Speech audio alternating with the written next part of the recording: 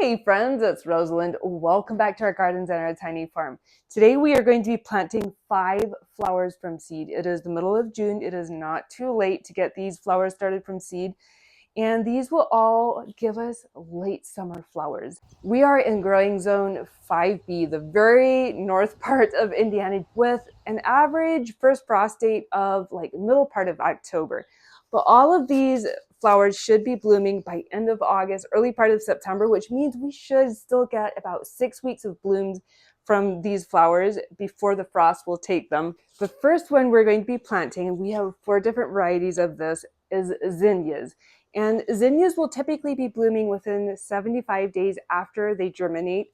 And they're a flower that will just give you armloads of blooms, as well as they feed the pollinators. As soon as we look at all the varieties that we are going to be planting today, I'm going to take you out into the garden and we're going to look at where all of these seeds will be ending up at. And you guys, there is 2 new perennials that are going out into the gardens.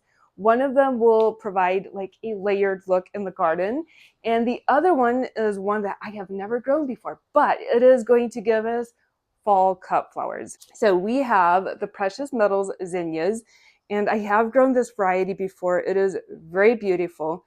And then we have the Victorian Wedding zinnias. These are smaller blooms than what the Precious Metals are. These are both from Floret Flower Farm.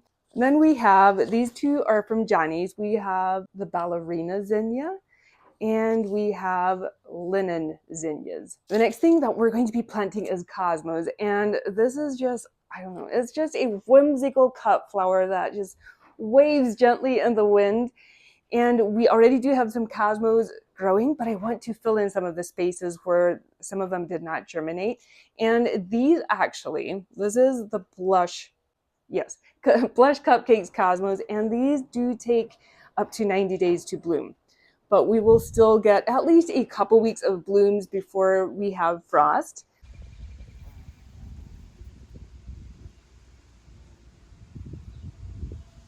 The next thing that we're going to be growing is marigolds. Marigolds will typically be blooming anywhere from 55 to 75 days after germinating. And calendula. This is the marigold and the calendula are both seeds that I had saved off of my flowers from last year. This is just an orange calendula that we are going to be planting into the herb garden. Last but not least, we're going to be planting some sunflowers together. This is just some seeds from Master Gardeners.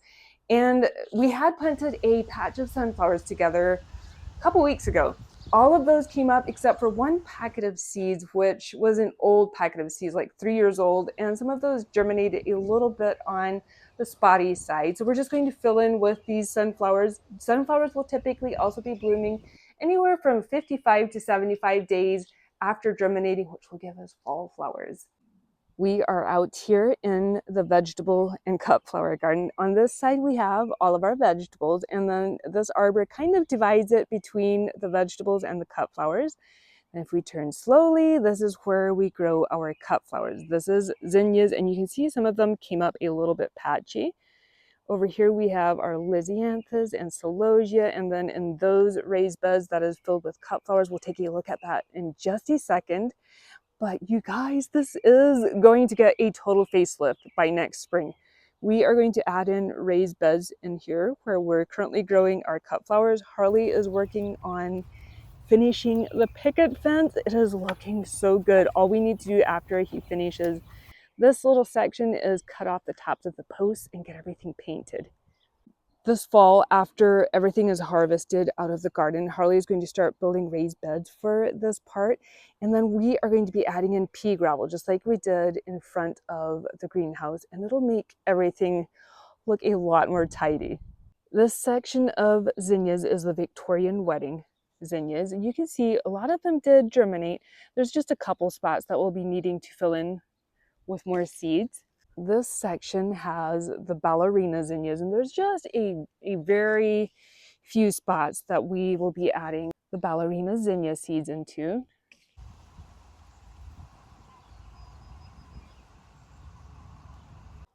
And in front of the greenhouse, in these raised beds, we do have the Precious Metals zinnias. So we're just going to be adding in some more of these seeds wherever there's empty spots. I do need to show you guys this. So on each side, I should say on each edge of the raised bed, I have never been able to grow China asters successfully from seed. And so this spring I just came in and I direct sowed all of the China asters, and just look at that germination rate. That is so exciting.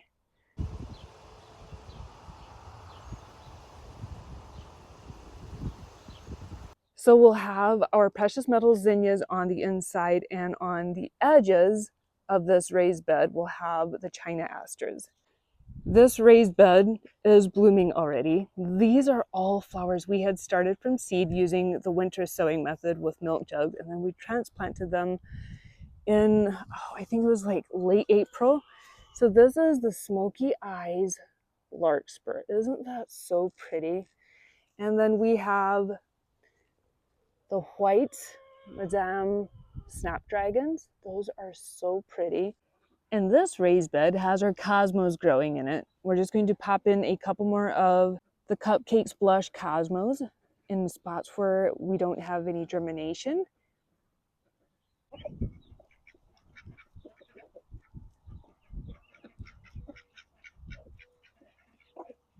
This is where we are planting the marigold seeds. And marigolds are one of those that they will just continue blooming until a very hard frost takes them.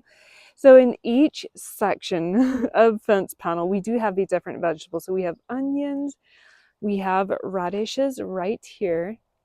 We have beets growing in this section, and Swiss chard in this section.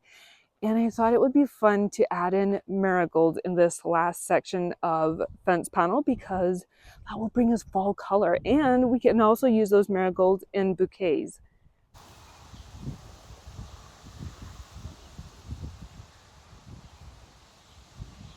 And out here in our back field is where the sunflower seeds are being planted. Right here is our wildflower patch. Points of reference, this is the chicken's run. You can see the chicken coop and the greenhouse back here. The vegetable garden is in here. So there is just a couple spots that the sunflowers did not come up in.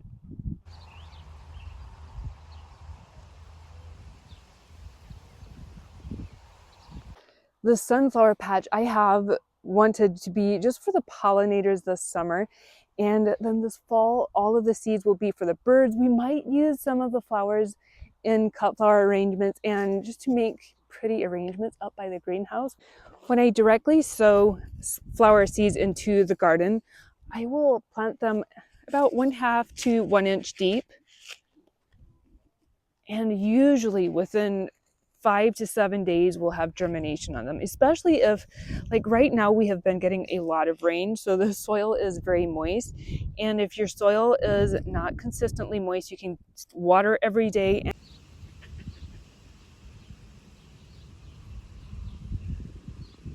The last spot that we are going to be planting flower seeds in is in the herb garden. And we already do have quite a bit of calendula growing in here. Do you remember when we planted all of the herbs in here? Calendula is one of them. Just look at them, they're doing so good. But there is a couple spots that I wanted to fill in with more seeds also. Before we plant our seed, we need to take a look at this foxtail lily. I want to plant a lot more of this bulb this fall because look at this. Like, it takes up so very little space. Like, this is its foliage. It's only about maybe 9 inches wide, but it grows this tall stem with the most beautiful flower on it. The bumblebees love it.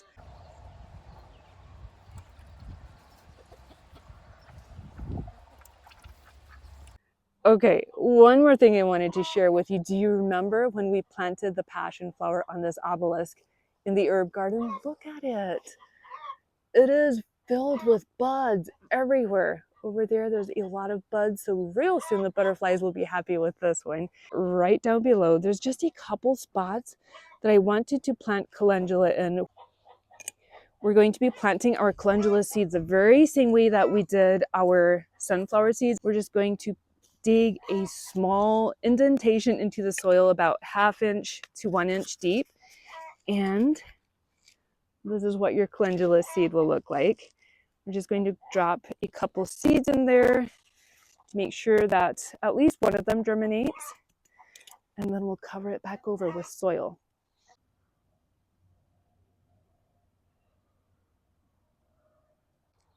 Back here in our dahlia patch is where we are going to be planting the linen zinnias.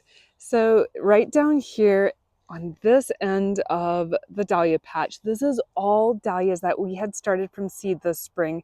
The seeds were from Florette Flower Farm, so these will all be new blooms that we have never seen before. And then the other half of the dahlia patch is dahlias that we have grown in previous years. But along the front edge, I have wanted the linen zinnias to grow. Then we'll have our linen zinnias along the front, backed up with all of the dahlias. By end of summer, this should be a very beautiful patch of cut flowers.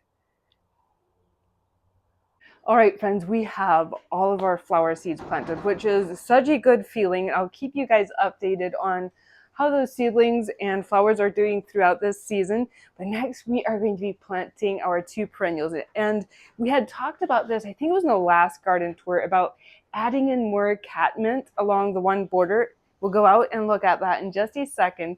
So I did find beautiful catmint on the clearance rack at Walmart. It's the Cat's Pajamas Nepeta, and it was only $6 each. So I grabbed a couple of those, but this is what inspired me the most, I think. If you don't have this book, you really need to add it to your library. It is just a beautiful book to thumb through and gather inspiration from. It's called The Layered Garden. And this picture, isn't that just beautiful? I believe this is a forget-me-not, but I thought we could kind of capture that same look with adding in catmint into the one border. This is the border where we're going to be adding in more catmint. You can see we already do have 4 plants in here. This is also where Harley almost has the picket fence finished. It is looking so pretty from this side. So I think we already do have 1, 2 plants there. And I think we're going to pop in another catmint right here. That is going to be so striking against the lemony lace elderberry. I mean, look at those 2 colors together. The other catmint is going right here in front of the lilac. Also, the lilac is surrounded by foxglove, and you can see those blooms are done. We really need to come in here and just cut those back. This catmint is kind of surrounded by asters, which will be blooming in fall. So as the catmint kind of fades away, the asters will take over in this space. But this is what I'm thinking. After the catmint is done blooming, I think we're going to divide each of these in half, and then we can just pop them into the empty spots where we did not get catmint placed in today. And by next spring, can you imagine just this color that the catmint will bring all along the front of this border? It will definitely give us that layered look that we are craving in this space.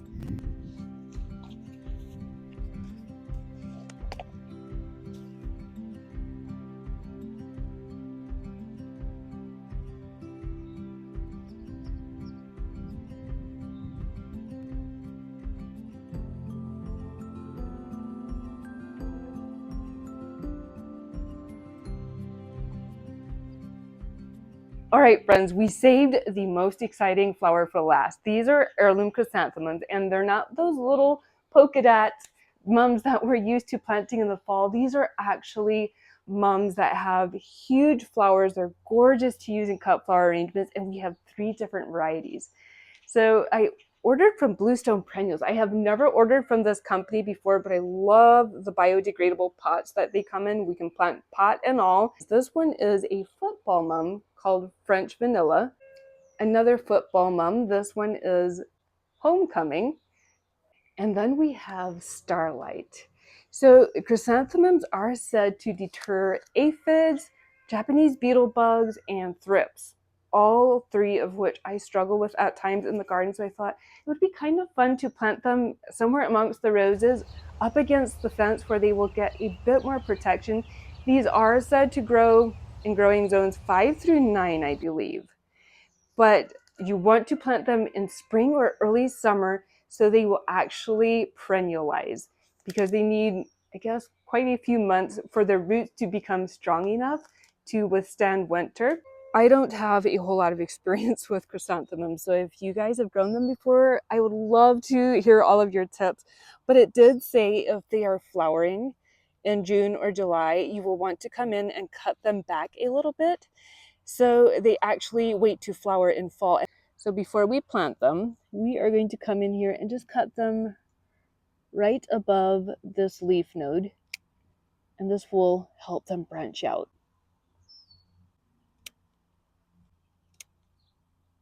We have this empty space kind of right behind the Vanessa Bell rose, and that is where the homecoming mum is going. It says it has russet flowers in fall. So I'm going to be adding into each of the planting holes just some rose and bloom shaken feed. This has kelp, earthworm castings, it has feather meal, bone meal. This side of the fence is facing towards the south. So I thought, like, if the sun reflects off of here in the colder months, it'll protect these a little bit more. It'll give them a tiny bit more warmth.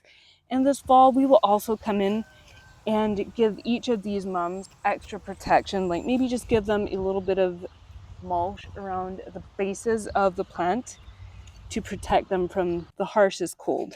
We have all three of the chrysanthemums planted.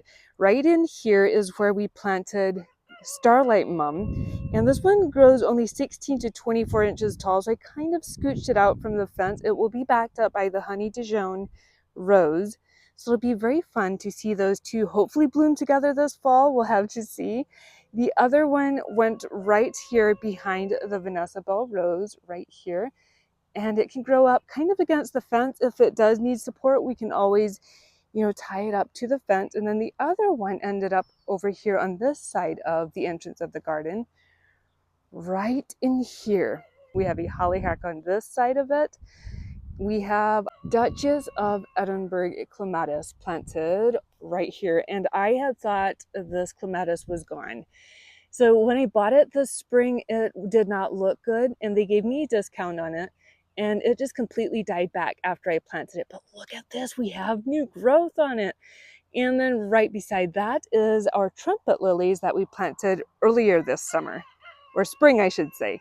All right, friends, we are back inside the greenhouse. It's just a bit breezy again today. So the goals for the gardens are to have continuous color from early spring right into fall, where the very hard frost and freeze takes the last of the flowers. So I feel like we already do have quite a bit going on for spring. Like usually late February and early March, we have the snowdrops and the crocus blooming, and then we have continuous blooms right into late summer.